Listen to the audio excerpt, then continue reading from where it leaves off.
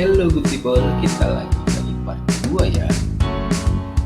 Nah, kita lanjut lagi ketiga, faktor-faktor pendorong dari perdagangan internasional.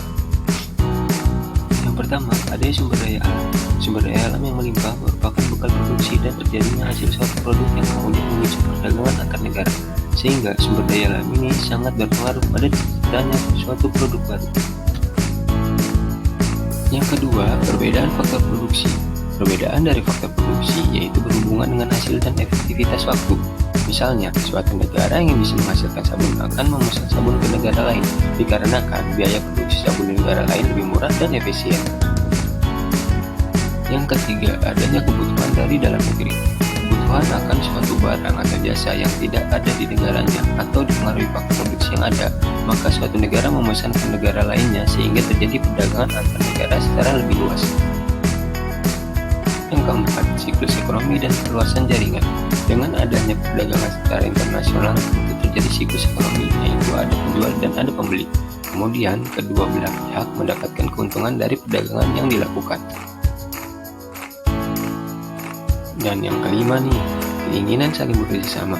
Hal lainnya itu dipicu dari keinginan antar negara untuk saling bekerja sama, dan kerjasama ini pula dilakukan guna mensejahterakan masyarakat secara umum dan negara pada khususnya.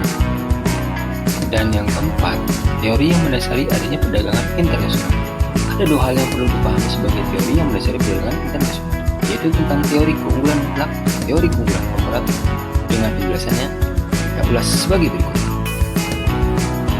Yang pertama nih guys, teori keunggulan mutlak. Pada teori keunggulan mutlak dijelaskan bahwa perdagangan secara internasional akan memberikan keuntungan pada suatu negara dengan syarat negara yang melakukan produksi menetapkan harga lebih rendah dan dibandingkan dengan harga yang telah ditetapkan di negara lain.